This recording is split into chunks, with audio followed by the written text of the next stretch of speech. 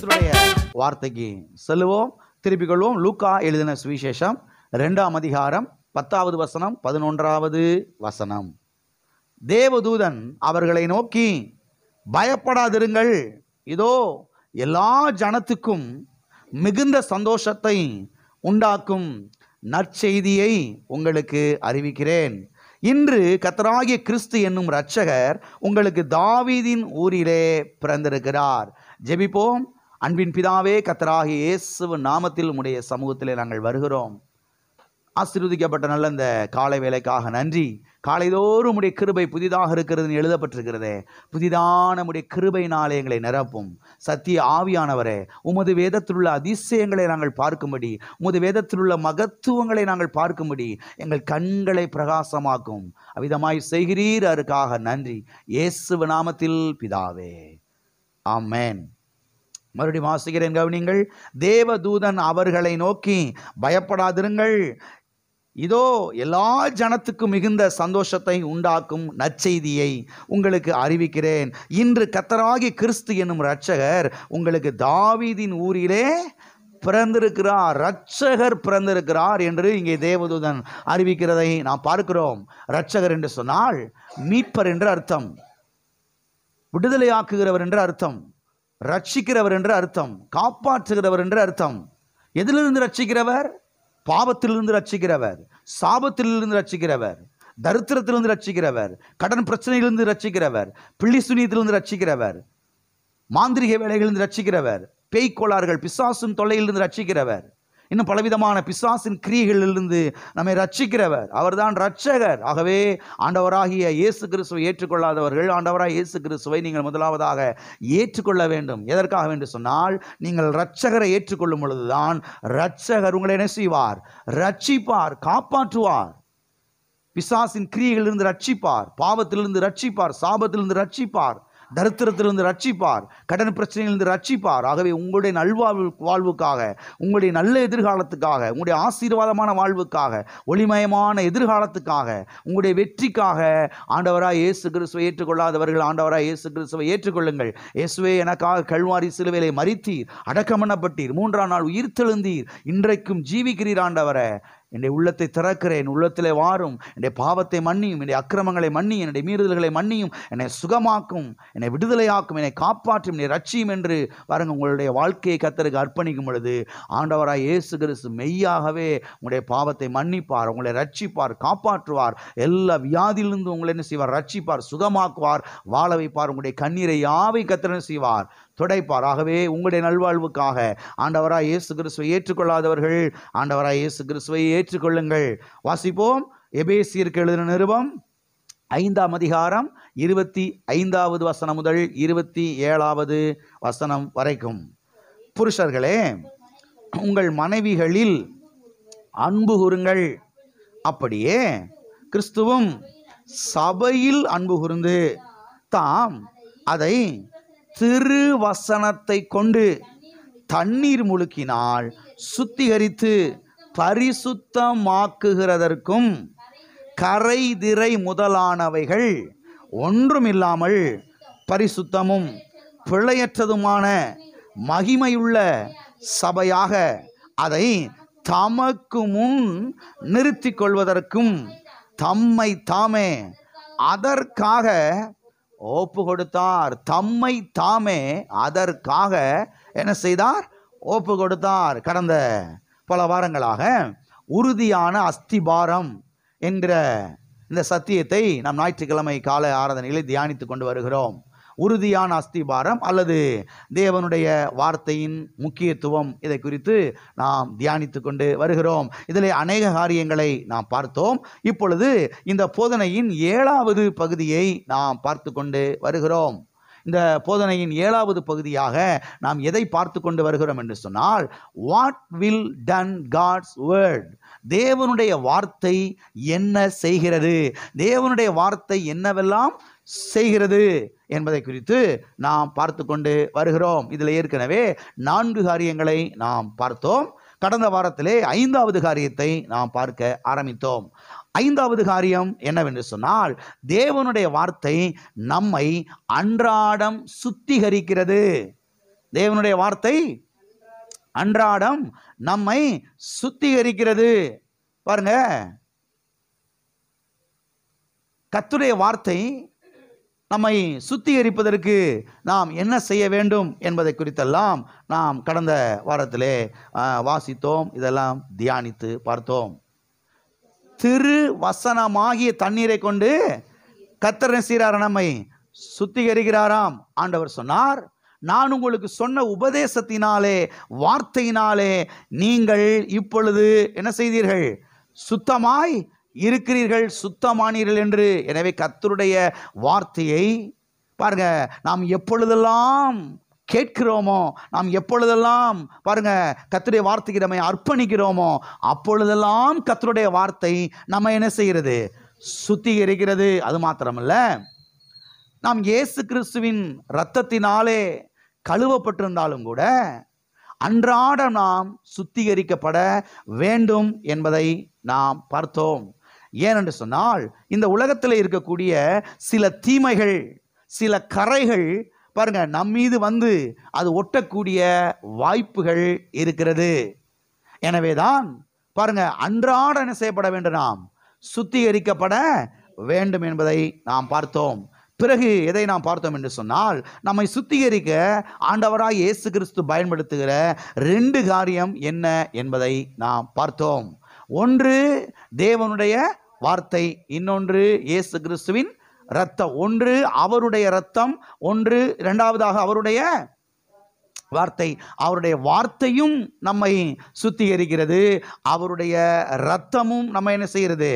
சுத்திகரிக்கிறது. அதன் பிறகு எதற்காக நம்மை சுத்திகரிக்கிறார் என்பதை குறித்து நாம் கடந்த வாரத்திலே பார்த்தோம். எதற்காக கர்த்தர் நம்மை சுத்திகரிக்கிறார்? மகிமையுள்ள சபையாக நம்ம என்ன செய்ய வேண்டும்? நிறுத்த வேண்டும்.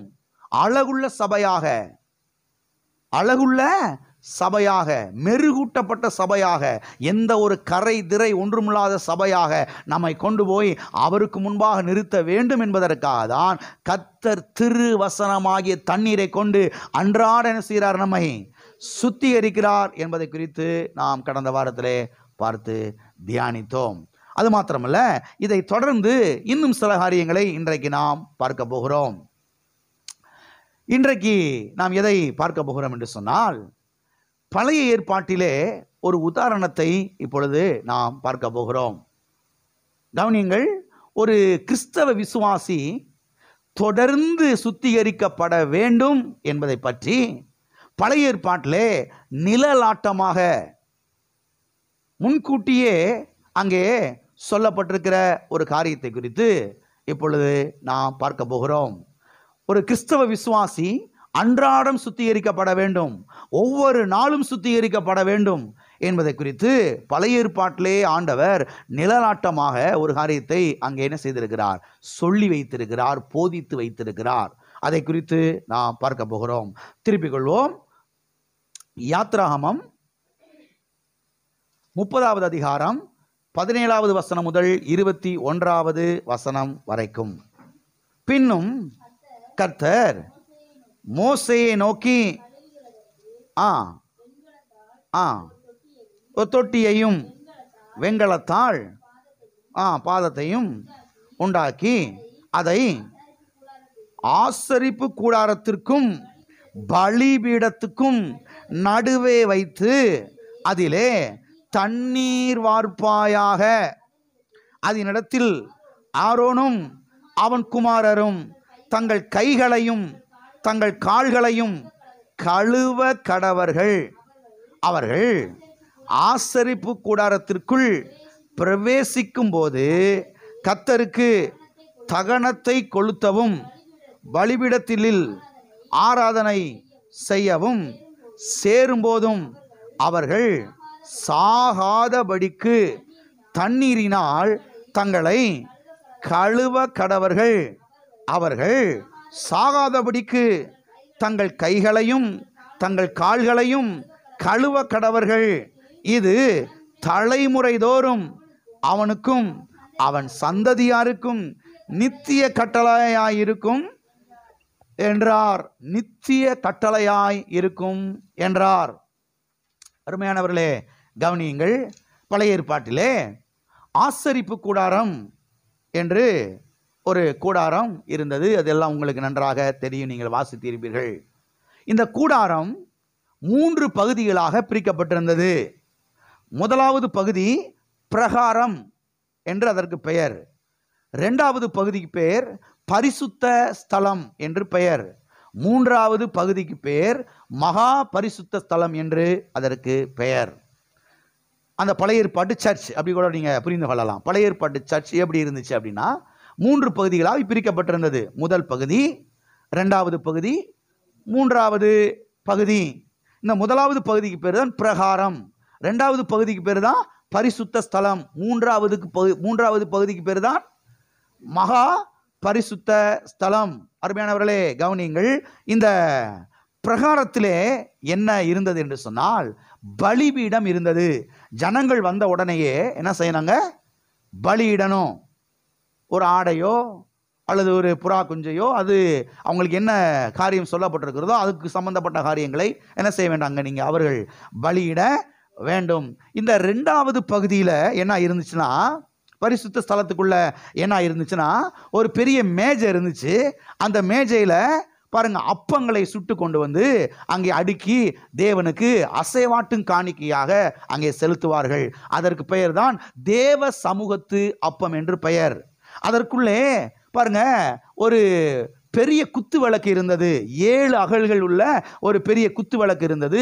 அந்த குத்து விளக்கிலே ஒலிவ எண்ணெய் ஊற்ற வேண்டும். அது எப்பொழுதுமே எரிந்து கொண்டே இருக்க வேண்டும். இது அங்கே இருந்தது இந்த 2வது பகுதியிலே. அது மாத்திரமல்ல, இந்த 2வது பகுதியிலே பார்த்தீர்கள் என்று சொன்னால் ஒரு பெரிய தண்ணீர் தொட்டி இருந்தது. அதில் எப்பயுமே தண்ணீர் என்ன செய்யிருக்கும்? நிரம்பி இருக்கும். அந்த 2வது பகுதியிலே. 3வது பகுதியில் என்ன இருக்கும்னா உடன்படிக்கை பெட்டி என்ன செய்தது அங்கே இருந்தது. உடன்படிக்கை பெட்டி மேலே ஒரு மூடி போடப்பட்டிருந்தது. அந்த மூடிக்கு பெயர் தான் கிருபாசனம். அதற்கு மேலே தேவதூதர்கள் 2 பேர் செட்டைகளை விரித்ததை போல அங்கே என்ன செய்யும்? அந்த காரியங்கள் எல்லாம் அங்கே அமைக்கப்பட்டிருக்கும். இதை சுற்றிலும் ஒரு பெரிய காம்பவுண்ட் வால்வு இருக்கும். இதுதான் பழைய ஏற்பாட்டு ஆசரிப்பு கூடாரம். இப்போ இது நீங்கள் கவனிக்க வேண்டிய ஒரு காரியம் என்னவென்று சொன்னால், இந்த முதல் பகுதியிலே நுழையும் பொழுது அவர்கள் என்ன செய்ய வேண்டும்? பலியிட வேண்டும். பலி என்றாலே ரத்தம், ரத்தத்தை சிந்தி அங்கே என்ன செய்ய வேண்டும்? பிராயச்சித்தங்களை செய்ய வேண்டும். ஜனங்களுடைய பாவத்துக்காக, ஆசாரியனுடைய பாவத்துக்காக, இன்னும் பல காரியங்களுக்காக அவன் ரத்தத்தை சிந்தி தெளித்து அங்கே சொல்லப்பட்டிருக்கிறது. அந்த காரியங்கள் எல்லாம் கடைபிடித்து அந்த முறைமையின்படி சில காரியங்கள் எல்லாம் அவர்கள் செய்ய வேண்டும். நன்றாக கவனிங்கள். பலியிட்டாச்சு, பலிபீடத்தில் ரத்தத்தினால சுத்திகரிக்கப்பட்டாச்சு. இப்போ உள்ளே போகும்போது அடுத்த ஸ்டெப்புக்குள்ள பரிசுத்த ஸ்தலத்துக்குள்ளே இருக்கிறாங்க, அது பிரகாரத்துக்குள்ளே இருக்கிறாங்க. இப்போ அடுத்த கட்டத்துக்குள்ள என்ன செய்யணும்? அவங்க போகணும். உள்ளே போகும்போது வேகமாக உள்ளே போய் என்ன செஞ்சிடக்கூடாது? சில காரியத்தை செஞ்சிடக்கூடாது. உள்ளே போகும்போதே அங்கே தண்ணீர் தொட்டி வைக்கப்பட்டிருக்கிறது. அந்த தண்ணீர் தொட்டியில் இருக்கக்கூடிய தண்ணீரினாலே தன்னுடைய கைகளையும் தன்னுடைய கால்களையும் என்ன செய்ய வேண்டும்? ஆசாரியன் கழுவ வேண்டும். அங்கே ஊழியம் செய்யக்கூடிய ஆசாரியர்கள், லேவியர்கள், பாருங்க ஊழியக்காரர்கள் என்ன செய்ய வேண்டும்? அந்த தண்ணீரினாலே தங்களை கழுவிக்கொள்ள வேண்டும், சுத்திகரிக்க வேண்டும். அருமையானவர்களை கவனிங்கள். இந்த பலிபீடம் அப்புறம் என்ன இருக்குது? இந்த தண்ணீர் தொட்டி. நல்லா கவனிங்க. ஆசரிப்பு கூடாரத்துக்கும், அதாவது பரிசுத்த ஸ்தலத்திற்கும் பலிபீடத்துக்கும் நடுவாக எது இருந்தது? இந்த தண்ணீர் தொட்டி இருந்தது. முதல் பகுதிக்கும் அடுத்த பகுதிக்கு நடுவில் எது இருக்குது? பக்கத்தில் எது இருக்குது? தண்ணீர் தொட்டி இருக்கிறது. நல்லா கவனிங்க. ஏன் இந்த ரெண்டும், அதாவது ஆசரிப்பு கூடாரத்துக்கும் பரிசுத்த ஸ்தலத்துக்கும் இந்த மகா பரிசுத்த ஸ்தலத்துக்கு நடுவாக அது என்ன செய்கிறது? அந்த தண்ணீர் தொட்டி இருக்கிறது. நல்லா கவனிங்க. முதலாவதாக இரத்தத்தினாலே என்ன செய்யப்பட வேண்டியவர்கள்? சுத்திகரிக்கப்பட வேண்டும், கழுவப்பட வேண்டும். 2வதாக எதனாலே சுத்திகரிக்கப்பட வேண்டும், கழுவப்பட வேண்டும்? இந்த தண்ணீரினாலே என்ன செய்யப்பட வேண்டும்? அவர்கள் கழுவப்பட வேண்டும், சுத்திகரிக்கப்பட வேண்டும். மக்களுடைய ஒரு கேள்வி என்னன்னா, ஏன் ரத்தத்தினால தான் கழுவப்பட்டாச்சுல, ரத்தத்தினால தான் சுத்திகரிக்கப்பட்டாச்சுல, பிறகு எதுக்கு தண்ணீரினால கழுவப்படணும், சுத்திகரிக்கப்படணும் அப்படின்ற ஒரு கேள்வி என்ன செய்கிறது? வருகிறது. அருமையானவர்களை கவனிங்கள், 2 நாளையும் கழுவப்பட வேண்டும் என்பதை பற்றி தேவன் அங்கே பாருங்க நிழலாட்டமாக ஒரு காரியத்தை என்ன செய்திருக்கிறார், நமக்கு செய்து வைத்திருக்கிறார், எழுதி வைத்திருக்கிறார். அவர்கள் செய்தார்கள். கவனிங்க, தேவனிடத்திலே வரும் பொழுது அவர்கள் சுத்தமாய் வர வேண்டும், அசுத்தமாய் என்ன செய்யக்கூடாது, வரக்கூடாது. எனவே பாருங்க, பலிபீடத்தில் உள்ள இரத்தமும் சுத்திகரிக்கிறது, பரிசுத்த ஸ்தலத்துக்குள்ளே இருக்கக்கூடிய தண்ணீரும் என்ன செய்கிறது, சுத்திகரிக்கிறது. ஆகையால் தான் பாருங்க, ஆசாரியன் தன்னுடைய கைகளையும் தன்னுடைய கால்களையும் அவன் கழுவ வேண்டியது அவசியமாயிருக்கிறது. கவனிங்க, ரத்தம் ரத்தத்தினாலே சுத்திகரிக்கப்பட்டிருந்தாலும் கூட இப்ப தண்ணீரினாலே என்ன செய்யப்பட வேண்டும், கைகளையும் கால்களையும் அவர்கள் கழுவ வேண்டும், சுத்திகரிக்கப்பட வேண்டும். இந்த காரியத்தை தேவன் அந்த பழைய ஏற்பாட்டிலே அவர்களுக்கு என்ன செய்திருந்தார், நியமித்திருந்தார். இது புதிய ஏற்பாட்டு ஜனங்களுக்கு நிழலாட்டமாக என்ன செய்யப்பட்டிருக்கிறது, சொல்லப்பட்டிருக்கிறது. சரி, இந்த தண்ணீர் புதிய ஏற்பாட்டிலே எதற்கு அடையாளமாக இருக்கிறது? இந்த தண்ணீர் புதிய ஏற்பாட்டிலே எதற்கு அடையாளமாக இருக்கிறது? அங்கே செலுத்தப்பட்ட பலி, அந்த பலி இயேசு கிறிஸ்துவினுடைய இரத்தத்துக்கு அடையாளமாக இருக்கிறது. ஆமென். அது ஈஸியா புரிஞ்சிருது. பலினாவே இயேசு கிறிஸ்து கல்வாரி சிலுவையிலே பலியானார், இரத்தத்தை சிந்தினார், அதற்கு அடையாளமாக இருக்கிறது என்பது ஈஸியா புரிந்து கொள்கிறோம். சரி, ரைட்டு. அங்க வைத்திருக்கிற தண்ணீர் எதற்கு அடையாளமாக இருக்கிறது? புதிய ஏற்பாட்டிலே வாசிக்கிறோம், திருவசனமாகிய தண்ணீரை கொண்டு அதை கர்த்தர் செய்கிறார், நம்மை திருச்சபையை சுத்திகரிக்கிறார். திருச்சபை என்ன செய்கிறார், அவர் பரிசுத்தப்படுத்துகிறார் என்று சொல்லப்பட்டிருக்கிறது. அப்ப இந்த தண்ணீர் புதிய ஏற்பாட்டிலே கர்த்தருடைய வார்த்தைக்கு அடையாளமாய் இருக்கிறது, திரு வசனத்துக்கு அடையாளமாய் இருக்கிறது. எனவே நாம் இரத்தத்தினாலே கழுவப்பட்டிருந்தாலும் கூட தொடர்ந்து அன்றாடம் கர்த்தருடைய வார்த்தை என்கிற தண்ணீரினாலே நாம் என்ன செய்யப்பட வேண்டும், கழுவப்பட வேண்டும், சுத்திகரிக்கப்பட வேண்டும். எத்தனை பேர் இருக்கிறீங்க? அதைத்தான் கர்த்தர் செய்கிறாருங்க, நமக்கு நிழலாட்டமாய் காண்பிக்கிறார்.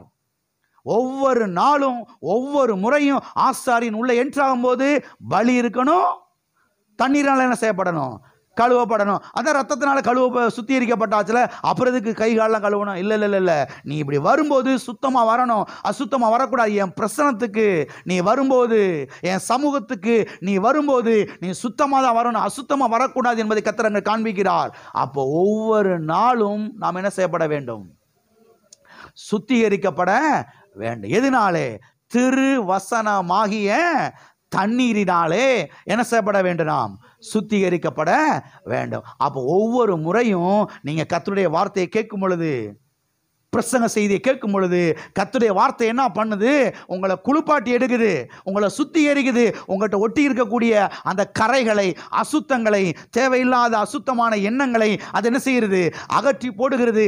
எண்ணங்களிலே பரிசுத்தம் உண்டாகிறது, வாழ்க்கையிலே பரிசுத்தம் உண்டாகிறது, மனதிலே பரிசுத்தம் உண்டாகிறது. முழு வாழ்க்கையுமே என்ன செய்யுது, பரிசுத்தமாய் மாறிவிடுகிறது. அப்ப பரிசுத்தமா வாழ்றதுக்கு வழி என்ன? நீ கிறிஸ்தவ மக்களே தலையை போட்டு பிச்சுக்கிட்டு அப்படியே பரிசுத்தமா வாழ்றதே கஷ்டம் பிரதர், பரிசுத்தம் வாழ்றதே கஷ்டம் சிஸ்டர், பேச்சு சபைக்குள்ள, சபைக்கு எல்லா சபைகளிலுமே பேச்சு, பூமியில வாழ்றதே ரொம்ப கஷ்டமா இருக்கு பிரதர், எங்கிட்ட பிசாசம் இழுத்து போட்டு தள்ளி விட்டு போடுறேன், அமைக்கு போட்டு விட்டுறேன். எல்லாம் இருக்கிறீங்களா? நம்ம சும்மா இருந்தாலும் கூட பிசாசு யாரையும் கொண்டு வந்து பாட்டா பார்க்குறேன். உண்மை. என்னத்தையும் கொண்டு வந்து நிறுத்தி என்னத்தையும் பார்க்க வச்சு நம்மளை தள்ளலாம் பார்க்குறேன் பிசாசு. சொல்கிறேன் கவனிங்க, ஒவ்வொரு நாளும் நீங்கள் பரிசுத்தமாக வாழ்றதுக்கு, சுத்தமாய் வாழ்வதற்கு, தேவனுக்கு பிரியமான வாழ்க்கை வாழ்வதற்கு திரு வசனமாகிய தண்ணீரினாலே நீங்கள் சுத்திகரிக்கப்பட வேண்டும், கழுவப்பட வேண்டும். அப்போ ஏதோ நான் சொன்னேன் போன வாரம், சண்டே டு சண்டே கிறிஸ்தவங்களாக இருக்கக்கூடாது, ஞாயிற்றுக்கிழமை கிறிஸ்தவனாக இருக்கக்கூடாது, இந்த ஞாயிற்றுக்கிழமை அது அடுத்த ஞாயிற்றுக்கிழமை, அவ்வளோதான். அப்படி இருக்கக்கூடாது. ஒவ்வொரு நாளும் நீங்கள் என்ன செய்யணும், வீட்டில் போய் பிரசங்க செய்தியை போட்டு இந்த செய்தியெல்லாம் பாருங்கள் யூடியூப்பில் அப்லோட் பண்ணுறோம். தனித்தனி பிரித்து சின்ன சின்ன தலைப்பாக வர போடுறோம். நீங்கள் டெய்லியும் போட்டு கேட்கணும். ஒவ்வொரு நாளும் போட்டு கேட்க கேட்க கேட்க கேட்க கர்த்தருடைய வசனம் உங்களை என்ன பண்ணுது? சுத்திகரிக்குது, உங்களை கழுவுது. நான் சொல்கிறேன், பரிசுத்தமாக வாழ்றது ரொம்ப ஈஸி, கஷ்டமே கிடையவே கிடையாது. அப்போ கர்த்தருடைய வார்த்தை என்ன பண்ணுது? நம்மளை ஒவ்வொரு நாளும் சுத்திகரிக்கிறது. பாருங்க, அமெரிக்கா தேசத்தில் பாருங்க, ஒரு சபையிலே பாருங்க, ஒரு போதகர் பிரசங்கம் பண்ணி கொண்டு வந்தாராம் பாருங்க, பல வருஷங்களுக்கு முன்பதாக. அமெரிக்கா தான் நினைக்கிறேன், இல்லை இங்கிலாந்தா இருக்கும். அந்த சபையில் பாருங்க, ரொம்ப காலமா ஒரு அம்மா சபைக்கு வந்துகிட்டே இருந்தாங்களாம். ஒவ்வொரு நாளும் ஆராதனை முடிஞ்ச உடனேயே, பிரசங்கம் செய்தி முடிஞ்ச உடனேயே அந்த அம்மா நேராக வந்து பாஸ்டரை பார்த்துட்டு, பாஸ்டர் பிரசங்கம் சூப்பர், எனக்கு ரொம்ப நல்லா இருந்துச்சு, ரொம்ப அருமையாக இருந்துச்சு, நல்லா பண்ணீங்க அப்படின்னு சொல்லி சந்தோஷப்பட்டுட்டு இப்படி சொல்லிட்டு போவாங்களாம் பாருங்க. வாரம் முடிஞ்சோடனே வந்து சொல்லிட்டு போயிடுவாங்களா, ரொம்ப நல்லா இருந்துச்சு, ரொம்ப அருமையாக இருந்துச்சு, கர்த்தர் இன்னைக்கு ஏன்டா பேசினாரு, ரொம்ப நல்லா இருந்துச்சு பாஸ்டர்னு சொல்லிட்டு போவாங்களாம் பாருங்க. இந்த இவருக்கு ஒரு பெரிய கேள்வி, ஏன்னா அந்த அம்மா வாரம் வந்து நம்மகிட்ட சொல்லிட்டு போகுது. இந்த அம்மா படிக்காத அம்மா, படிக்க தெரியாது, ஸ்கூலுக்கே போல, படிக்கவே தெரியாது. ஒரு கிராமத்துலேருந்து வர்றாங்க சபைக்கு. அப்புறம் இப்படி பிரசங்கம் நல்லா இருக்குன்னு சொல்கிறாங்க அப்படின்னு சொல்லிட்டு ஒரு நாளைக்கு பிடிச்சி நிறுத்தி என்ன செஞ்சிடணும், என்ன புரிஞ்சிச்சு சொல்லுங்க முதல்ல அப்படின்னு சொல்லி கேட்டுருவோம் சொல்லிட்டு ஒரு நாள் நிறுத்தி விட்டாராம் பாருங்க. நிறுத்துற உடனே கேட்டாரா, அம்மா பிரசங்கம் நல்லா இருக்குது, அது நல்லா இருக்குது, இப்படி இருக்குது, சூப்பராக அப்படி இப்படிலாம் சொல்கிறீங்களே, எது நல்லா இருந்துச்சு சொல்லுங்க இன்னைக்கு அப்படின்னா அந்த அம்மாவுக்கு சொல்ல தெரில. திருன்னு முழிச்சிட்டு நிற்கிறாங்களாம் பாருங்க. ஏன்னாம்மா முழிக்கிறீங்க, சரி அதை விடுங்க, இன்னைக்கு ஒரு 3 பாயிண்ட் சொன்னேன்ல, 1 2 3ன்னு, அந்த 3 பாயிண்டாக இப்போ சொல்லுங்க அப்படின்னா அதுவும் சொல்ல தெரில. அமைதியாக நிற்கிறாங்க.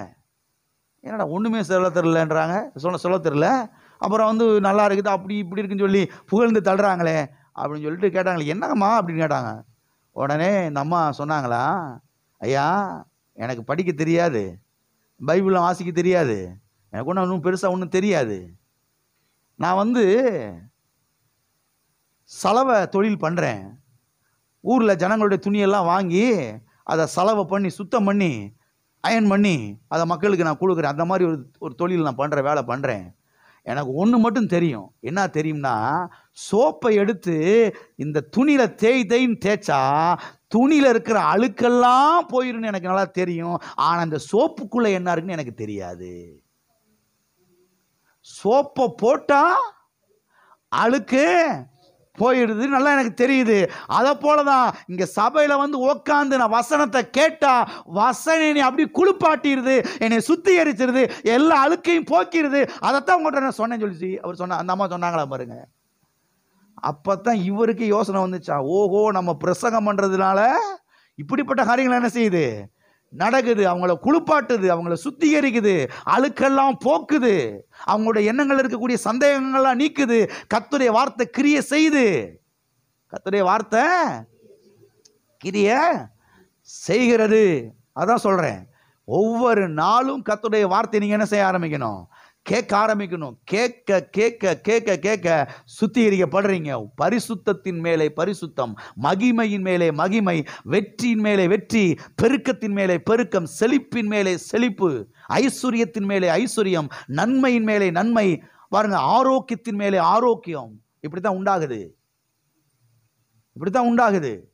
வெற்றி நீங்க பெறணுமா, வாழ்க்கையில ஜெயிக்கணுமா, நல்ல நிலைமைக்கு வரணுமா, இதுதான் வழி. ஒவ்வொரு நாளும் நீங்க கர்த்தருடைய வார்த்தை என்ன செய்ய ஆரம்பிக்கணும், கேட்க ஆரம்பிக்கணும். பிரசங்க செய்தியை போட்டு அதன் மேல ஒரு வாஞ்சை, அதன் மேல ஒரு தாகம், அதன் மேல ஒரு பசி. ஏதோ ஒரு பிரச்சனை வந்தா மாத்திரம் கேட்கறது கிடையாது. ஒவ்வொரு நாள் அதுல தீவிரமா, அதுல ஒரு நாட்டம், அதுல ஒரு தாகம். காலைல எந்திரிச்ச உடனே நல்லா ஜெபம் பண்ணிட்டு நல்லா ஆராதனை பாடல்கள்லாம் போட்டு நல்லா கேட்டுட்டு சேர்ந்து அப்படியே பாடிட்டு பிரசங்க செய்தி என்ன செய்ய ஆரம்பிக்கணும், உட்காந்து கேட்க ஆரம்பிக்கணும். கேட்க கேட்க கேட்க கேட்க கேட்க வாழ்க்கையில ஒரு பெரிய வெற்றி என்ன செய்ய முடியும், நீங்க பார்க்க முடியும். மக்கள் என்ன நினைக்கிறாங்க, பாஸ்டர் தலையில கை வச்சு ஜெபம் பண்ணுங்க பாஸ்டர். அவங்க என்ன நினைக்கிறாங்கன்னா, ஜெபம் பண்ண உடனே எல்லாம் நடந்துடணும். அவங்களுக்கு ஜெபம் பண்ண உடனே அவங்களுக்கு எல்லாம் நடக்கலைன்னு உடனே பெரிய ஒரு விரக்தி. ஐயா ஜெபம் பண்ணாரே ஒன்றும் நடக்கலையே, ஐயா ஜெபம் பண்ணாரே ஒன்றும் நடக்கலையே. நானும் வாரம் ஜெபம் பண்ணிட்டு போறேன், ஒன்றும் நடந்த மாதிரி தெரியலையே. எல்லாம் இருக்கிறீங்களா? கர்த்தர் ஜெபத்தை கேட்கிற தேவன், கர்த்தர் ஜெபத்துக்கு பதில் தருகிற தேவன். நாம் ஜெபிக்கும் போது கர்த்தர் பாருங்க அற்புதங்களை செய்கிறார், அடையாளங்களை செய்கிறார், நிச்சயமா பண்றாரு, நம்ம ஜெபத்துக்கு பதில் தர்றாரு, நான் இல்லைன்னா சொல்லலை. ஆனா அதோடு நின்றாம அடுத்த ஸ்டெப்புக்கு வாங்க. ஒவ்வொரு நாளும் வீட்டுக்கு போய் என்ன செய்யுங்க? செடிக்கு தண்ணியை பாய்ச்சுங்க, செடிக்கு தண்ணியை பாய்ச்சுங்க, உரத்தை போடுங்க, வசனமாகிய தண்ணீரை ஊத்துங்க. ஊத்தும் போதுதான் விளைச்சல் என்ன செய்ய ஆரம்பிக்கும்? வர ஆரம்பிக்கும். இங்க பிரசங்கத்தை கேட்கறதோட சரி, வீட்டுக்கு போய் இந்த 6:45 நாளும் என்னத்தை நுழைய விடுறோம், என்னத்தை உள்ள அனுமதிக்கிறோம், என்னத்தை பேசுறோம், என்னத்தை சிந்திக்கிறோம், அளவே இல்லை சிலருக்கு. ஆனா ஞாயிற்றுக்கிழமை வந்து தலையில கை வச்சு ஜெபம் என்ன செஞ்சிடறோம்? எல்லாமே நடந்துடும். எப்படி? நீங்களே சொல்லுங்க பதில். வீட்டில் போய் என்ன பண்றீங்க? வேலைக்கு போவானாமா? வேலைக்கு போங்க, வேலைக்கு அவசியம் போகணும். மிச்சமுள்ள டைம்ல என்ன பண்றீங்க? சிலர் கை தொழில் பண்றாங்க, பிரசங்க செய்தியை போட்டு என்ன செய்யலாம்? வேலையை பார்க்கலாம். துணி துவைக்கிறோம், வெங்காயம் நறுக்கிறோம், கத்திரிக்காய் நறுக்கிறோம், பிரசங்க செய்தியை போட்டு கேட்டுக்கிட்டே செய்யலாம். துணியை துவைச்சுக்கிட்டே அதை செய்யலாம். ஆராதனை பாடல்களை போட்டு சேர்ந்து பாடி பாடி ஆராதிச்சுக்கிட்டே என்ன செய்யலாம்? நீங்க செய்யலாம். இப்படிலாம் சில காரியங்களை செய்யும் போது தான் வாழ்க்கையில் ஒரு பெரிய வெற்றி என்ன செய்ய முடியும்? பார்க்க முடியும். நான் எதுவும் செய்ய மாட்டேன், இங்க வருவேன், இங்க வந்து உட்காந்து பிரசங்க நேரத்தில் நல்ல ஒரு கொரட்டை விட்டு தூக்கத்தையும் போட்டுட்டு சேர் நல்லா சூடாக்கி விட்டுட்டு நான் பாட்டுக்கு போயிடுவேன். ஐயா ஜெபம் பண்ணோன்னு எல்லாம் நடந்துடணும். எல்லாம் இருக்கிறீங்களா? எதாவது பண்ணணும்ல, வசனம் நம்மளை சுத்திகரிக்கிறதுக்கு இடம் கொடுக்கணும்ல. ஒரு பிள்ளை இருக்குது, சின்ன பிள்ளை, அது தண்ணிக்கு பயந்து குளிக்க மாட்டேங்குது, விட்டுருவீங்களா? அப்படியே அது தண்ணியை கிட்டே அலறுது, ஆன்னு ஓடுது, அம்மா டாடி அவி வரட்டி பிடிச்சிக்கிட்டு வந்து தண்ணிகளை போட்டு முக்கி அவங்கள ஒரு வழியை என்ன செஞ்சிடறோம். அப்புறம் போக பழகிருச்சு. அப்புறம் தண்ணிக்குள்ள அது நம்மளை நீச்சல் அடிக்க கூப்பிடுது, நீங்கள் சேர்ந்து வந்து நீச்சல் அடிக்கன்னு கூப்பிடுது. எல்லாம் இருக்கிறீங்களா? பிரயாசம் எடுக்கணும், முயற்சி எடுக்கணும். டெய்லி வசனமாகிய தண்ணீர்னால என்ன செய்யப்படணும்? கழுவப்பட்டாதான், சுத்திகரிக்கப்பட்டாதான் வாழ்க்கையில் ஒரு பெரிய வெற்றியை, ஒரு செழிப்பை, ஒரு ஐஸ்வர்யத்தை, ஒரு வாழ்வை என்ன செய்ய முடியும்? நாம் பார்க்க முடியும். அது மாத்திரமல்ல, கர்த்தருடைய வார்த்தை என்ன பண்ணுகிறது என்று சொன்னால், வாசிப்போம். ஏசாயா 55:10-11. கர்த்தருடைய வார்த்தை என்கிற தண்ணீர், கர்த்தருடைய வார்த்தை என்கிற அந்த மழை, கர்த்தருடைய வார்த்தை என்கிற அந்த பனி துளிகள் என்ன பண்ணுகிறது என்று சொன்னால், வாசிப்போம். ஏசாயா 55:10-11. மாரியும் உறைந்த மழையும் வானத்திலிருந்து இறங்கி அவ்விடத்துக்கு திரும்பாமல் பூமியை நனைத்து அதில் முளை கிளம்பி விளையும்படி செய்து, விதைக்கிறவனுக்கு விதையையும் புசிக்கிறவனுக்கு ஆகாரத்தையும் கொடுக்கிறது எப்படியோ அப்படியே என் வாயிலிருந்து புறப்படும் வசனமும் இருக்கும். அது வெறுமையா என்னிடத்திற்கு திரும்பாமல் அது நான் விரும்புகிறதை செய்து நான் அதை அனுப்பின காரியமாகும்படி வாய்க்கும். அருமையானவர்களை கவனியுங்கள், இங்கே சொல்லப்பட்டிருக்கிறது மாரியும் உறைந்த மழையும். மாரி என்று சொன்னால் மழை என்று அர்த்தம், உறைந்த பனி என்று சொன்னால், உறைந்த மழை என்று சொன்னால் பனியை குறிக்கிறது. இப்போ வானத்திலிருந்து கர்த்தர் என்ன பண்றாரு? மழையை ஊத்துறாரு, மழையை அனுப்புறாரு, பனியை அனுப்புறாரு. எதுக்கு அனுப்புறாரு? அங்க சொல்லப்பட்டிருக்கிறது, அது பூமியை நனைப்பதற்காக அனுப்புகிறார். எதுக்காக அனுப்புறாரு? பூமியை நனைப்பதற்காக அனுப்புகிறார். பூமியை நனைத்து என்ன பண்ணுது? அங்கே ஏற்கனவே ஒரு விவசாயி விதைக்கப்பட்டிருக்கிற அந்த விதையை முளைப்பதற்கு என்ன செய்யுது? இது அனுப்பப்படுகிறது. எது அனுப்பப்படுகிறது? மழையும் பனி அனுப்பப்படுகிறது. மனுஷன் விதைச்சிட்டான், கடவுள் மழை அனுப்புவாரு, பனியை ஊத்துவாரு, கோதுமை விளையும். கோதுமையெல்லாம் பாருங்க, மழை பெய்யறதுனால விளையிறது கிடையாது, பனியில என்ன செய்யுது? பனி அப்படி கொட்டுது, கோதுமை ஏக்கர் கணக்கில் விளைஞ்சு கிடக்குது. கர்த்தர் பனி அனுப்புறாரு.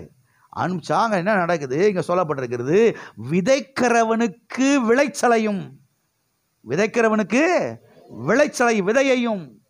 அப்ப விதைச்சிருக்கிறான், விளைச்சலை உண்டாக்குறதுக்காகவே கர்த்தர் என்ன பண்றாரு? மழையை ஊத்துறாரு, பனியை ஊத்துறாரு.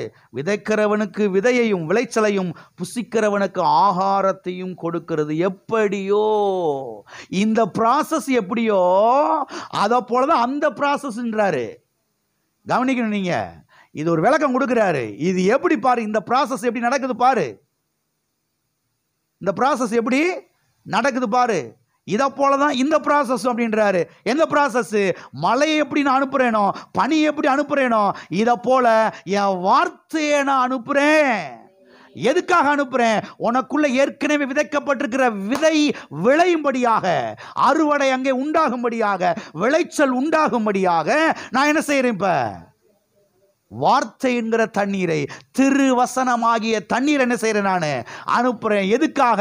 உன் வாழ்க்கையில விளைச்சல் உண்டாகிறதுக்காக, உன் வாழ்க்கையில அறுவடை உண்டாகிறதுக்காக அதை என்ன செய்யறேன்? நான் அனுப்புகிறேன் என்று சொல்லுகிறார். சரி, எப்படிப்பட்ட அறுவடையை கர்த்தர் கொடுக்கும்படியாக திருவசனமாகிய தண்ணீரை கர்த்தர் நமக்கு அனுப்புகிறார்? சுகம் என்கிற விளைச்சல் உண்டாகும்படியாக, பலன் என்கிற விளைச்சல் உண்டாகும்படியாக, வெற்றி என்கிற விளைச்சல் வாழ்க்கையில உண்டாகும்படியாக, ஐஸ்வர்யம் என்கிற விளைச்சல் வாழ்க்கையில உண்டாகும்படியாக, நன்மை என்கிற விளைச்சல் வாழ்க்கையில உண்டாகும்படியாக, தீர்க்காயுசு என்கிற விளைச்சல் உங்க வாழ்க்கையில வரும்படியாக கர்த்தர் என்ன பண்றாரு? திரு வசனமாகிய தண்ணீரை, வார்த்தை என்கிற தண்ணீரை கர்த்தர் என்ன செய்யறாரு? அனுப்புகிறார். சிலர் இதுக்கு நல்ல இடம் கொடுக்கிறாங்க, திறந்த உள்ளத்தோடு இருக்கிறாங்க. சபைக்கு வரும்போதே அப்படிப்பட்ட ஒரு வாஞ்ச, அப்படிப்பட்ட ஒரு தாகம், உள்ளத்தை திறந்த உள்ளத்தோடு கொண்டு வர்றாங்க. இன்னைக்கு நான் சபைக்கு போறேன், கர்த்தர் என்னோடு பேச போகிறாரு. கர்த்தாவே, வசனமாகிய தண்ணீரை அனுப்பும், என்னை சுத்திகரியும், என்னை கழுவும், என் வாழ்க்கையில் விளைச்சல் வரணும், அறுவடை வரணும், வெற்றி உண்டாகணும், நன்மை உண்டாகணும், சுகம் உண்டாகணும் அப்படின்ற திறந்த உள்ளத்தோடு வர்றாங்க. சிலர் போய் தொலையணுமே, போய் தலையை காமிச்சிட்டு வந்துடுவான். வரலேனா இந்த சிஸ்டர், இந்த பிரதர் யாரான்னு கேட்பாங்க, பாஸ்ட் வேற கேட்டுருவாரு. அதான் தவறு, அதான் கிறிஸ்தவங்க பண்ற தவறுன்றேன். நான் சபைக்கு வர்றது பாஸ்டுடைய லாபத்துக்காக இல்லை, ஏன் லாபத்துக்காக, நான் நல்லா இருக்கிறதுக்காக, என் குடும்பம் நல்லா இருக்கிறதுக்காக நான் சபைக்கு வர்றேன். எப்படிப்பட்ட எண்ணங்கள் பாருங்க, என்ன எப்படி இருக்குது பாருங்க, எண்ணங்கள் எப்படி இருக்குது பாருங்க. நான் நல்லா இருக்கிறதுக்காக சபைக்கு வர்றேன், என் குடும்பம், என் புள்ள, என் எதிர்காலம் நல்லா இருக்கிறதுக்காக நான் சபைக்கு வர்றேன். திறந்த உள்ளத்தோடு வர்றேன். நான் ஆசீர்வதிக்கப்படணும். உலகம் ரொம்ப மோசமா இருக்குது, இதுல நல்லா இருக்கணும், செழிப்படையணும், வெற்றி அடையணும்னா நான் சபைக்கு போய் ஆகணும். கர்த்தரை ஆராதிச்சே ஆகணும், கர்த்தரை துதிச்சே ஆகணும், அவருடைய வசனத்தை கேட்டே ஆகணும். கர்த்தாவே, வசனமாகிய மழை அனுப்பும், வசனமாகிய பனி அனுப்பும், வசனமாகிய தண்ணீரை அனுப்பும், என்னை கழுவும், என்னை சுத்திகரியும். விளைச்சல் உண்டாவதற்கு எதெல்லாம் தடையா இருக்கோ அதெல்லாம் நீக்கி போடும். ஒரு பெரிய நிலம் இருக்குது, நிலத்துல பாருங்க, அங்க பிளாஸ்டிக் பேப்பர் கிடக்குது, இன்னும் கல் கிடக்குது, சுண்ணாம்பு கல் கிடக்கு, அது இது தேவையில்லாததெல்லாம் கிடக்குது. எல்லாத்தையும் களைஞ்சு வெளியில எறிகிறாங்க, எரிஞ்சிட்டு தண்ணியை ஊத்துறாங்க, பாருங்க, உழுகுறாங்க, பரம்படிக்கிறாங்க. அதெல்லாம் பக்குவப்படுத்துறதுக்கு பிறகுதான் விதை என்ன செய்யறாங்க? விதைக்கிறாங்க. அப்புறம் தான் விளைச்சல் என்ன செய்யுது? அப்போக்கும் இடையில கூட கலைன்னு சொல்லி பாருங்க, ஒரு காரியத்தை நியமிச்சு தேவையில்லாதெல்லாம் பிடிங்க என்ன செய்ய வெளியில ஏறி அப்படி பண்ண வேண்டியிருக்கு பாருங்க. விளைச்சல் வர்றதுக்கு உங்க வாழ்க்கையில சுகம் என்கிற விளைச்சல், வெற்றி என்கிற விளைச்சல், ஐஸ்வர்யம் என்கிற விளைச்சல் வரணும்னா பாருங்க, இதெல்லாம் செய்ய வேண்டியிருக்குது, செய்ய வேண்டியது இருக்குது. அப்போ வசனமாகிய தண்ணீருக்கு இடம் கொடுக்கும் பொழுது நம்மகிட்ட இருக்கக்கூடிய தேவையில்லாத அந்த களைகள் எல்லாம் அது என்ன செய்யுது? வெளியே அகற்றி போடுகிறது, பிடிங்க வெளியில எரிகிறது, சுத்தி எரிக்கிறது. இப்படியே தொடர்ந்து வரும் பொழுது அமோக விளைச்சல். ஆமென். நல்ல விளைச்சல். ஒரு வருஷம் 2 வருஷம் கழிச்சு பார்த்தா வாழ்க்கையே அவ்வளவு அருமை, அவ்வளவு ஆசீர்வாதமாக வெற்றிகரமாக இருக்குது. சிலருடைய வாழ்க்கை பார்த்தா அப்படி இன்னும் தரித்திரத்தில் இருக்குது, இன்னும் வியாதியில தான் இருக்குது, அப்படியே தான் இருக்குது. காரணம் என்ன? வசனமாகிய தண்ணீருக்கு தங்களை என்ன செய்யல? ஒப்பு கொடுக்கல. சுத்திகரிக்கப்படுவதற்கு என்ன செய்யல? கவனிங்க, இதெல்லாம் கவனிங்க. என்ன சிலரெல்லாம் தடுமாறி உருண்டுக்கிட்டு அப்படியே புலம்பிக்கிட்டு பேசிக்கிட்டு கிடக்குறாங்க. காரணம் என்னன்னா, உட்காந்து வசனத்தை கேட்கறதே கிடையாது. இப்போ சொன்ன நல்ல தூக்கத்தை போட்டுறது. முடிஞ்ச உடனே ஐயா ஜெபம் பண்ணுவார். எல்லாம் இருக்கிறீங்களா? இதெல்லாம் கவனிங்க, சில காரியங்களை கவனிங்க, சரி பண்ணுங்க. அப்படியே சரி பண்ணாதான் வாழ்க்கையில் வெற்றி என்ன செய்ய முடியும், பார்க்க முடியும். அப்போ கர்த்தருடைய வார்த்தை என்கிற மழையும் தண்ணீர் என்ன செய்கிறது என்று சொன்னால், நமக்குள்ளே விதைக்கப்பட்டிருக்கிற வசனம் என்கிற விதையை நனைத்து பாருங்க, அங்கே விளைச்சல் என்ன செய்கிறது, ஏற்படுத்துகிறது, அறுவடையை ஏற்படுத்துகிறது. அதுக்குத்தான் கர்த்தர் என்ன செய்கிறாரு, வசனமாகிய தண்ணீரை, வசனமாகிய மழையை, வசனமாகிய பனியை என்ன செய்கிறாரு, அனுப்புகிறார். ஆமென். எத்தனைக்கு தெளிவாயிருச்சு? அது மாத்திரமல்ல, எதற்காக நாம் சுத்திகரிக்கப்பட வேண்டும் என்று சொன்னால், இது இன்னொரு காரியம் சொல்றேன் கவனிங்க. புதிய ஏற்பாட்டில் எதற்காக நாம் அன்றாடம் சுத்திகரிக்கப்பட வேண்டும் என்று சொன்னால், நாம் ஒவ்வொருவரும் கனி கொடுக்கும்படியாக நாம் சுத்திகரிக்கப்பட வேண்டும். எத்தனை பேர் கனி கொடுக்கணும்னு நினைக்கிறீங்க? ஒரு மரத்தை வைக்கிறோம், எதுக்கு? இடத்தை அடைச்சிக்கிட்டு கிடக்கிறதுக்கா? இல்லைங்க, இருந்துட்டு போட்டு அது பாட்டுக்கு. கனி கொடுக்கறதுக்காக தான் இதை வைக்கிறோம். ஒரு கொய்யா மரத்தையோ, ஒரு மாமரத்தையோ, ஒரு பலா மரத்தையோ என்ன செய்கிறோம், வைக்கிறோம். ஒரு முருங்கை மரத்தை எதுக்கு வைக்கிறோம்? கனி வரட்டும், காய் வரட்டும், அதை விளைச்சலை பார்ப்போம், அதை சாப்பிடுவோம், அதை அனுபவிப்போம், அதுக்கு தானே வைக்கிறோம். எல்லாம் இருக்கிறீங்களா? கனியை வரலைனா, கனியே வரலைனா நல்லா இல்லை. நல்லா கர்த்தர் எதற்காக திருவசனமாகிய தண்ணீரை கொண்டு நம்மளை சுத்திகரிக்கிறார்னா, நாம் கனி கொடுக்கும்படியாக. பக்கத்தில் கை போட்டு சொல்லுங்க, நீங்க கனி கொடுக்கும்படியாக கர்த்தர் உங்களை வசனமாகிய தண்ணீரை கொண்டு ஒவ்வொரு நாளும் சுத்திகரிக்கிறார். ஆமென். ஒவ்வொரு நாளும் கர்த்தர் என்ன செய்யறாரு, சுத்திகரிக்கிறார். சரி, எப்படிப்பட்ட தண்ணி, எப்படிப்பட்ட கனியை கொடுக்க முடியாய் கர்த்தர் நம்மை சுத்திகரிக்கிறார்? எப்படிப்பட்ட கனிகள் நம்முடைய வாழ்க்கையில உண்டாகணும், அதைத்தான் இப்போ வாசிக்க போறோம்.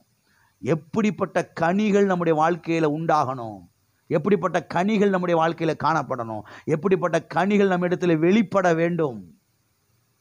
ஆமென். வாசிப்போம். கலாத்தியர் 5ஆம் அதிகாரம் 22வது வசனம், 23வது வசனம். ஆவியின் கனியோ அன்பு, சந்தோஷம், சமாதானம், நீடிய பொறுமை, தயவு, நற்குணம், விசுவாசம், சாந்தம், இச்சையடக்கம். இப்படிப்பட்டவைகளுக்கு விரோதமான பிரமாணம் ஒன்றுமில்லை. கனி தெரியுது என்ன கனின்னு? என்ன கனி? அன்பு என்கிற கனி, சாந்தம் என்கிற கனி, சந்தோஷம் என்கிற கனி, சமாதானம் என்கிற கனி, நீடிய பொறுமை என்கிற கனி, தயவு என்கிற கனி, நற்குணம் என்கிற கனி, விசுவாசம் என்கிற கனி.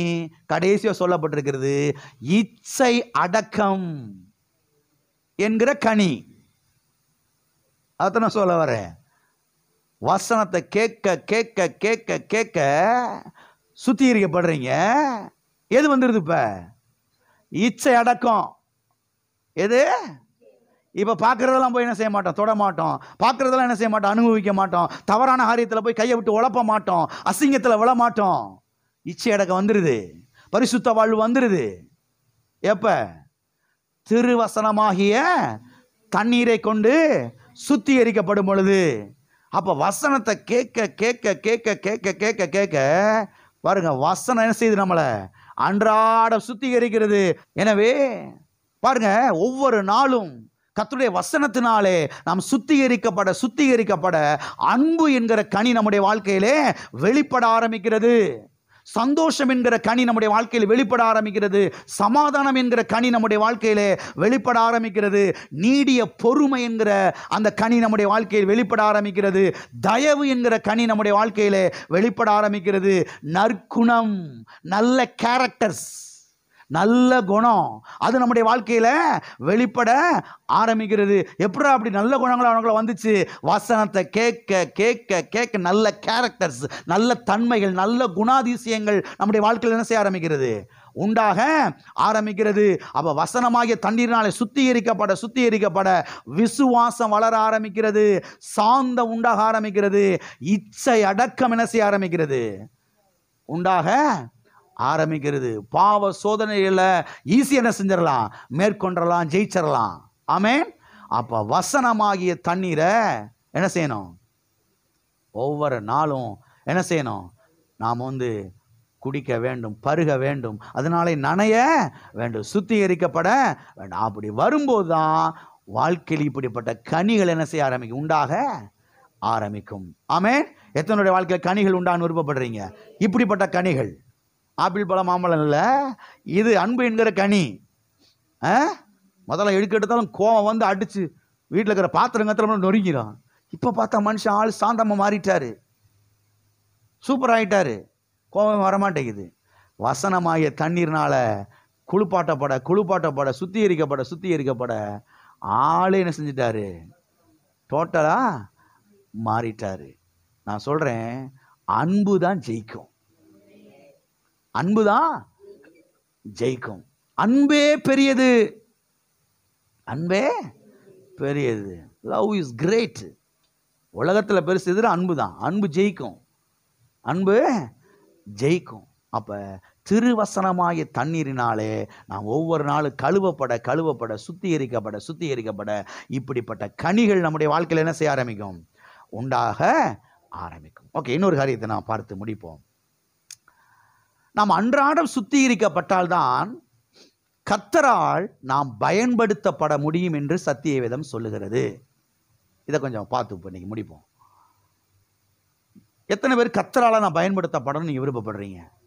கர்த்தர் என்னையை எடுத்து பயன்படுத்தணும். நாம் போய் ஜெபம் பண்ணா அங்க மக்கள் சுகமாகணும், நாம் போய் ஜெபம் பண்ணா மக்கள் விடுதலை ஆகணும், நாம் போய் ஜெபம் பண்ணா அந்த குடும்பம் ஒன்று சேரணும், நாம் போய் ஜெபம் பண்ணா கர்த்தர் அந்த வாழ்க்கையில் அவருடைய வாழ்க்கையில் கிரியை செய்யணும் அப்படின்னு எத்தனை விருப்பப்படுறீங்க? பாஸ்ட் ஜெபம் பண்ணா இல்லை, அப்படிதான் சிலர் யோசிக்கிறாங்க. பாஸ்ட் ஜெபம் பண்ண, அப்போ நீங்கள் ஜெபம் பண்ண ஒன்று நடக்காதா? சுகம் உண்டாகாதா? கர்த்தர் உங்களை பயன்படுத்த மாட்டாரா? கவனிங்க அருமையானவர்களை, கவனிங்க. நாம் அன்றாடம் சுத்திகரிக்கப்பட்டால்தான் கர்த்தராலே நாம் என்ன செய்யப்பட முடியும், பயன்படுத்தப்பட முடியும். சிலர் பாருங்க ஜெபம் பண்ணுவாங்க, ஆண்டவரே என்னை எடுத்து பயன்படுத்தும், லட்சக்கணக்கான மக்களுக்கு, ஆயிரக்கணக்கான மக்களுக்கு என்னை ஆசீர்வாதமாக எடுத்து பயன்படுத்தும் ஜெபம் பண்ணுவாங்க. ஜெபம் பண்ணுறது நல்லது, ஜெபிக்க வேண்டும், கண்டிப்பாக ஜெபிக்கணும், அவசியமாக ஜெபிக்கணும். ஆனால் அதோடு என்ன செஞ்சிடக்கூடாது, நின்றக்கூடாது. ஒவ்வொரு நாளும் திருவசனமாகிய தண்ணீரினால் என்ன செய்யப்படணும், சுத்திகரிக்கப்பட வேண்டும். அப்போ அன்றாடம் சுத்திகரிக்கப்பட்டால்தான் கர்த்தராலே நாம் என்ன செய்யப்பட முடியும், பயன்படுத்தப்பட முடியும். வாசிப்போம் 2 தீமோத்தேயு 2ஆம் அதிகாரம் 20வது வசனம் 21வது வசனம். ஒரு பெரிய வீட்டிலே பொன்னும் வெள்ளியுமான பாத்திரங்களும் அல்லாமல் மரமும் மண்ணுமான பாத்திரங்களும் உண்டு. அவைகளில் சில கனத்திற்கும் சில கனவீனத்திற்கும் மானவைகள்.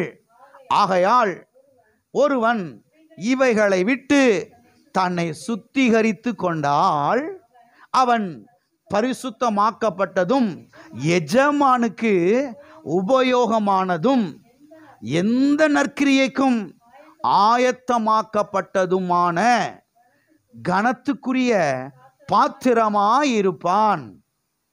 எத்தனை பேர் வீட்டில் பாத்திரம்லாம் வச்சிருக்கிறீங்க? சோறு ஆக்குறதுல யாரும்? எத்தனை பேர் வீட்டில் பாத்திரம்லாம் வச்சுருக்கிறீங்க?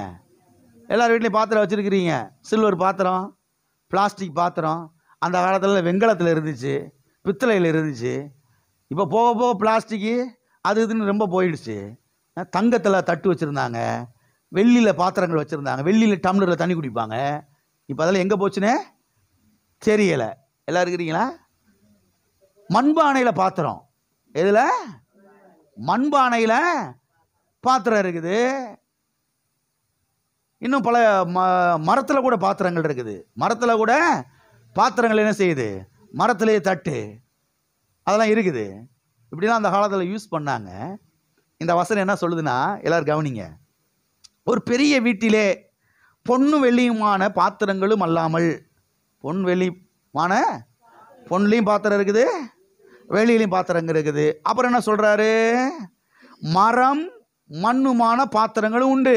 மரத்துலையும் பாத்திரம் இருக்குது, மண்ணிலையும் பாத்திரம் இருக்கிறது.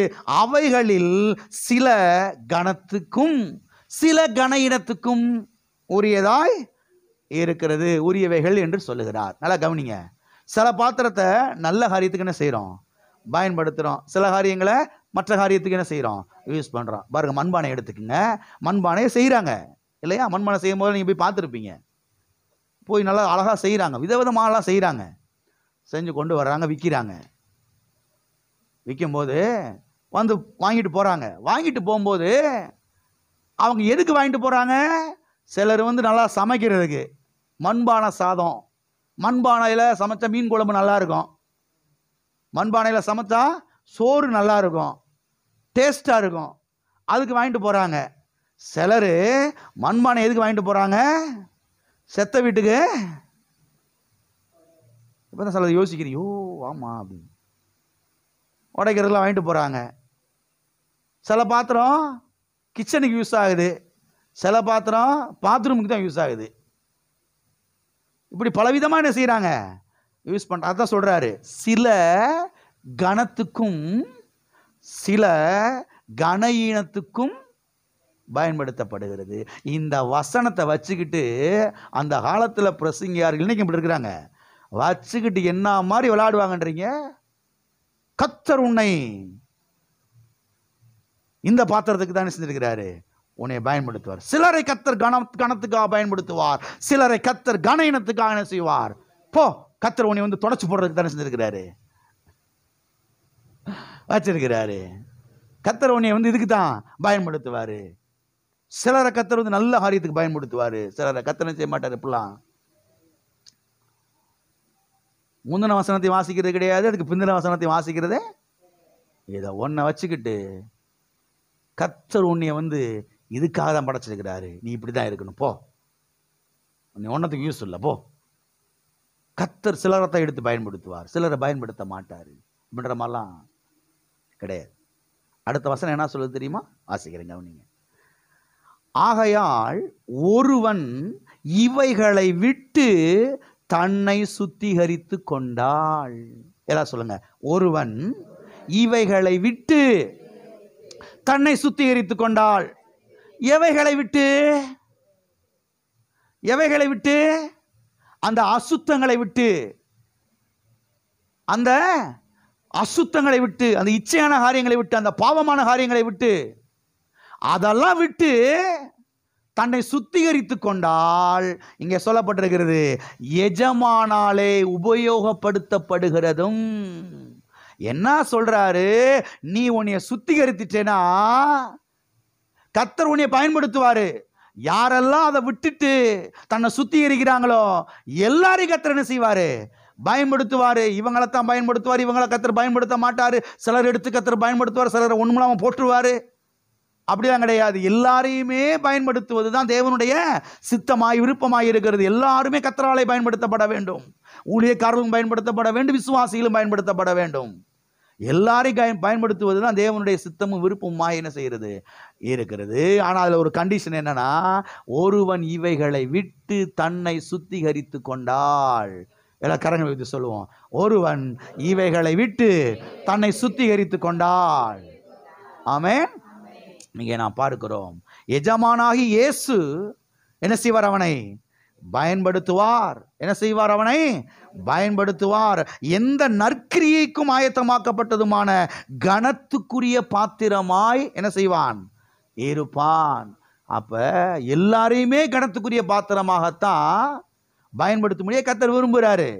சிலர் கனத்துக்காகவும் சிலர் கனவீனத்துக்காகவும் கிடையாது. எல்லாருமே கனமான பாத்திரமா தானே செய்யணும், இருக்கணும். ஆனா எப்ப கனமான பாத்திரமா இருப்பாங்க, எப்ப பயன்படுத்தப்படுவாங்கன்னா, ஒருவன் இவைகளை விட்டு தன்னை சுத்திகரித்து கொண்டாள். தன்னை. அப்போ ஒவ்வொரு நாள் வசனத்தை கேட்கணும், ஒவ்வொரு நாள் வசனமாகிய தண்ணீர்னால சுத்திகரிக்கப்படணும். இப்படியே சுத்திகரிக்கப்பட்டு கொண்டே வந்தா பாத்திரம் கிளீன் ஆயிருது. எந்த பாத்திரம்? நாம தான். சுத்தம் ஆயிருது, கிளீன் ஆயிருது. இப்ப கர்த்தர் எடுத்து பயன்படுத்துறதுக்கு வசதியா இருக்குது. இப்ப இவன் போய் ஜெபம் பண்ணா அங்க சுகம் உண்டாகும், அங்க விடுதலை உண்டாகும், அங்க ரட்சிப்பு உண்டாகும், அங்க மீட்பு உண்டாகும், அங்க குடும்பம் வாழ்வடையும். ஏன்னா அப்படிப்பட்ட பாத்திரமா இருக்குது இந்த பாத்திரம். இப்ப நற்கிரியைகள் என்ன செய்யுது? உண்டாகுது. இவன் மூலமா கர்த்தர் செய்யறாரு, நல்ல காரியங்களை செய்ய ஆரம்பிக்கிறாரு. எஜமானாலே உபயோகப்படுத்தப்படுகிறதும் எஜமான் பயன்படுத்துகிறார். கர்த்தர் என்ன செய்யறாரு? எடுத்து பயன்படுத்துகிறார். அப்ப கர்த்தரால் நீங்க பயன்படுத்தப்படணுமா? அசுத்தங்களை நீக்குங்க, மாம்ச காரியங்களை நீக்குங்க, இச்சையான காரியங்களை நீக்குங்க, பாவமான காரியங்களை நீக்குங்க. கண்ட காரியத்தை இருதயத்துக்குள் நுழைய விடாதீங்க. அசுத்தமான காரியத்தை உள்ளத்துக்குள் நுழைய விடாதீங்க. அசுத்தமான காரியத்தையே யோசிக்காதீங்க, சிந்திக்காதீங்க. அதுக்கு பதிலா வசனத்தை சிந்திங்க, வசனத்தை பேசுங்க, வசனத்தை தியானிங்க. அதுக்கு வசனம் நிறைந்த பாடல்களை திரும்ப திரும்ப பாடுங்க. வசனம் நிறைந்த பாடல்களை திரும்ப திரும்ப பாடுங்க. பாட பாட பாட பாட வசனமாகிய தண்ணீர் என்ன செய்து உங்களை சுத்திகரிக்கிறது. சுத்திகரிக்கப்பட சுத்திகரிக்கப்பட சுத்திகரிக்கப்பட சுத்திகரிக்கப்பட அந்த பாத்திரம் ஆசீர்வாதமான பாத்திரமாய் மாறிவிடுகிறது. ஆமென். அந்த பாத்திரம் அநேகருக்கு ஆசீர்வாதமான பாத்திரமாக மாறிவிடுகிறது. இப்போ அங்கிருந்து சுகம் புறப்பட்டு போகிறது, அங்கிருந்து வெற்றி புறப்பட்டு போகிறது, அங்கிருந்து வாழ்வு புறப்பட்டு போகிறது. அதனால தான் கர்த்தர் சொன்னாரு, எல்லா காவலோடும் உன் இருதயத்தை காத்துக்கொள், அதனிடத்து நின்று ஜீவ ஊற்று என்ன செய்யும்? புறப்படும். அப்ப இந்த ஜீவ ஊற்ற பத்திரமா பார்த்துக்கிறணும். ஜீவ ஊற்றுல போய் சாக்கடை தண்ணியை ஊற்றக்கூடாது, குப்பையை அள்ளி போடக்கூடாது. ஊற்று அடப்பட்டு போயிடும். உங்க வாழ்க்கைக்கான ஊற்று, எந்த ஆசீர்வாதம் வராம போயிடும். அதை பத்திரமா பார்த்துக்கிறணும். அந்த பாத்திரத்தை பத்திரமா பார்த்துக்கிறன்றாரு. அப்ப இங்க சொல்லப்பட்டிருக்கிறது, ஒருவன் இவைகளை விட்டு தன்னை சுத்திகரித்து கொண்டால் அவன் எஜமானாலை பயன்படுத்த படுவான். அவன் நற்கிரியை செய்வதற்கு பயன்படுத்தப்படுவான். கனமான பாத்திரமா என்ன செய்யப்படுவான்? பயன்படுத்தப்படுவான். அப்ப கர்த்தர் நம்மளை ஆசீர்வாதமா இருப்பதற்கு தான் அழைத்திருக்கிறார். ஆமென். நாம மாத்திரம் இல்ல, ஆசீர்வாதமா எல்லாருக்கும் இருப்பதற்காக. ஆமென். அப்ப நீங்க போய் ஜெபம் பண்ணா, ஒரு தெருவுல போய், ஒரு கிராமத்துல போய், ஒரு வீட்டுல போய் நின்று ஜெபம் பண்ணா, அந்த குடும்பத்தை ஆசீர்வதிச்சா அங்க ஆசீர்வாதம் கண்டிப்பா உண்டாகும். அங்க சுகம் உண்டாகும், அங்க விடுதலை உண்டாகும், அங்க ரட்சிப்பு உண்டாகும், அங்க மீட்பு உண்டாகும். நான் சொல்றேன், கர்த்தர் உங்களை கொண்டு அநேகரை செய்வார், மீட்டெடுப்பார். பாவத்துல கிடக்கிற மக்கள், சாபத்துல கிடக்கிற மக்கள், வியாதியில கிடக்கிற மக்கள், தரித்திரத்துல கிடக்கிற மக்களை கர்த்தர் செய்வார், உங்களை பயன்படுத்தி அவர்கள் என்ன செய்வாரு? மீட்டு எடுப்பார். அப்ப ஏதோ ஒரு சின்ன ஒரு ரவுண்ட போட்டு போதும் அதான் வாழ்க்கை அப்படின்றதுக்காக கர்த்தர் நம்மளை அழைக்கல. பெரிய ஒரு வெற்றி வாழ்க்கைக்கு என்ன செஞ்சிருக்கிற கர்த்தர் நம்மை அழைத்திருக்கிறார். ஆகவே திருவசனமாகிய தண்ணீரினாலே நாம் ஒவ்வொரு நாள் என்ன செய்யப்பட வேண்டும்? சுத்திகரிக்கப்பட வேண்டும். ஒவ்வொரு நாளும் சுத்திகரிக்கப்படும் பொழுது பாருங்க, நம்முடைய வாழ்க்கை பாருங்க ஆசீர்வாதமான வாழ்க்கையாக, வெற்றிகரமான வாழ்க்கையாக, நன்மையான வாழ்க்கையாய் நிச்சயமா என்ன செய்ய ஆரம்பிக்கும்? மாற ஆரம்பிக்கும். நம்முடைய வாழ்க்கையில காணப்படுகிற இந்த அசுத்தங்கள், இந்த தீமைகள் எல்லாம் என்ன செய்ய ஆரம்பிக்கும்? அகன்று போக ஆரம்பிக்கும். தேவன் நம்மை கொண்டு இந்த தேசத்திலே பெரிய காரியங்களை செய்வார். ஆமென். எல்லாரும் கண்களை மூடி நாம் ஜெபிப்போம். எல்லாரும் நாமே அர்ப்பணிப்போம், தீர்மானங்களை எடுப்போம். கர்த்தாவே, ஒவ்வொரு நாளும் பிரசங்க செய்தியை நான் போட்டு கேட்க போகிறேன். ஏதோ சண்டே டு சண்டே இல்லை, ஞாயிற்றுக்கிழமை இருந்து அடுத்த ஞாயிற்றுக்கிழமை அப்படி கிடையாது. ஒவ்வொரு நாளும் எனக்கு என்னென்ன செய்யணுமோ அதுக்குரிய எல்லாத்தையும் நான் வாங்கி இதெல்லாம் நான் செட் பண்ணி என் வீட்டுக்குள்ள இதெல்லாம் நான் செய்ய போகிறேன். என் வீட்டுக்குள்ள ஆராதனை சத்தம் கேட்டுக்கொண்டே இருக்க வேண்டும். கர்த்தருடைய பாடல்கள் துணித்துக் கொண்டே இருக்க வேண்டும். நான் சேர்ந்து பாடி கர்த்தரை ஆராதிக்க போறேன், துதிக்க போறேன். கர்த்தர் எனக்காக காரியங்களை செய்வார்.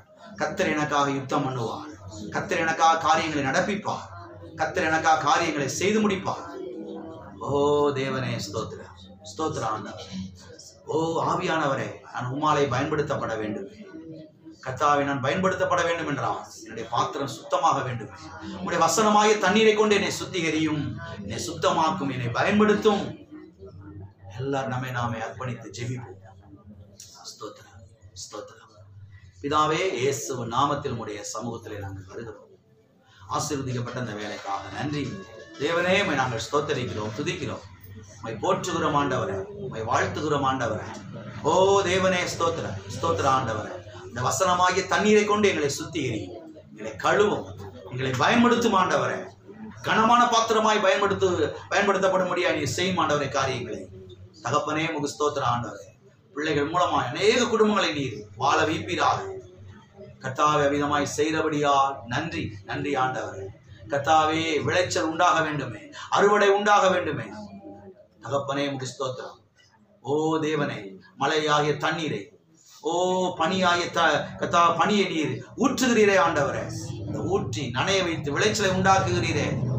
பிள்ளைகள் ஒவ்வொருவரும் கர்த்தாவே உடைய வசனத்துக்கு தங்களை ஒப்புக் கொடுக்கிறவர்களாய் மாறட்டும், அர்ப்பணிக்கிறவர்களாய் மாறட்டும். குடும்பங்களிலே வாழ்வு உண்டாகட்டும். விதமாய் செய்கிறீரா ஸ்தோத்திரம். இயேசு நாமத்தில் பிதாவே, ஆமென்.